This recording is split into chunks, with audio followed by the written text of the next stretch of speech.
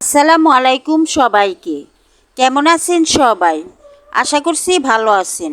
আজকে আমার রেসিপি হলো চিংড়ি শুটকি দিয়ে মুলার তরকারি। আশা করছি রেসিপিটি আপনাদের ভালো লাগবে। যদি রেসিপিটি ভালো লাগে তাহলে একটা লাইক দিয়ে সাবস্ক্রাইব করে আমার পাশে থাকবেন। তাহলে আমি শুরু করি। এখানে আমি মূলা নিয়েছি আর চিংড়ি শুটকি নিয়েছি।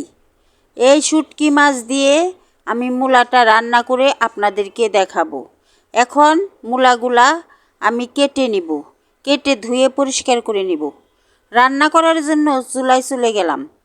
চুলায় একটা কড়াই বসিয়ে চিংড়ি শুটকিগুলা আমি কড়াইয়ে দিয়ে দিলাম। এখন চিংড়ি শুটকিগুলা আমি ভালো করে ভেজে নিব।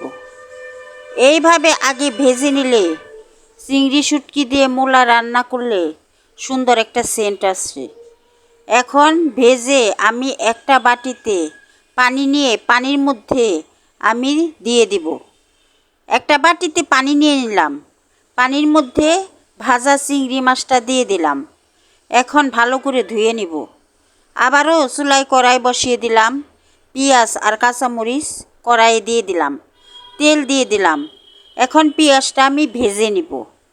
পেঁয়াজটা আমি ভেজে নিব নরম হওয়া পর্যন্ত।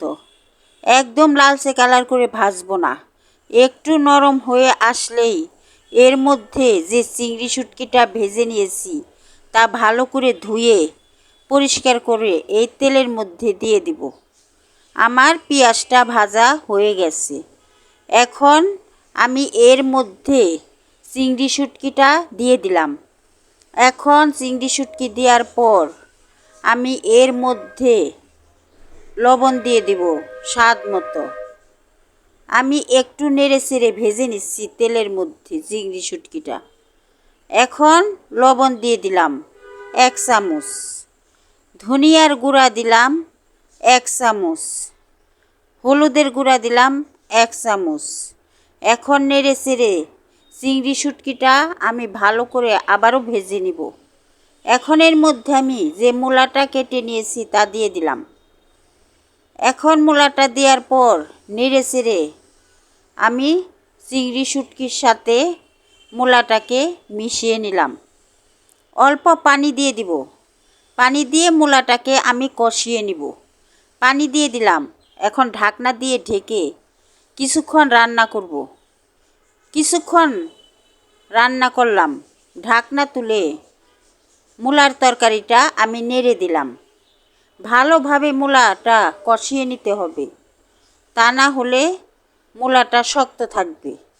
আমি আবারও ঢাকনা দিয়ে ঢেকে দিলাম 2-3 মিনিটের জন্য।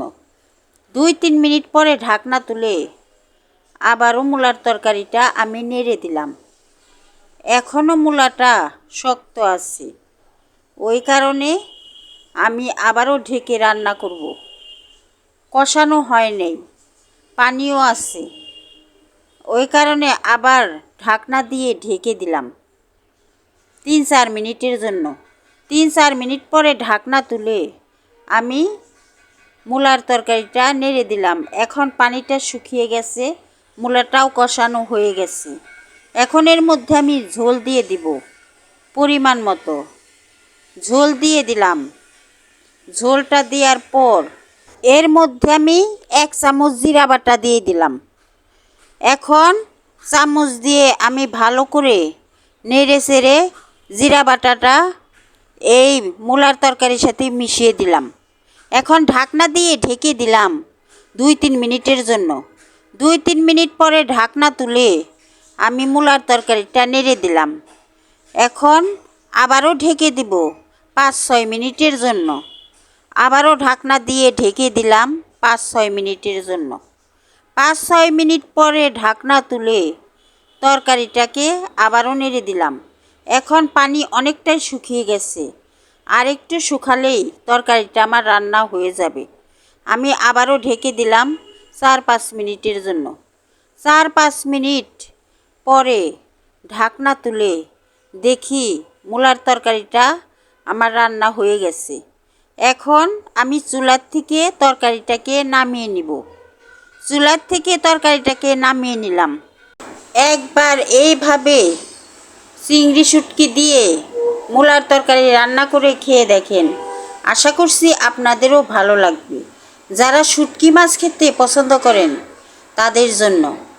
যদি আমার রেসিপিটি ভালো লাগে তাহলে একটা লাইক দিয়ে সাবস্ক্রাইব করে আমার পাশে থাকবেন। আল্লাহ হাফেজ।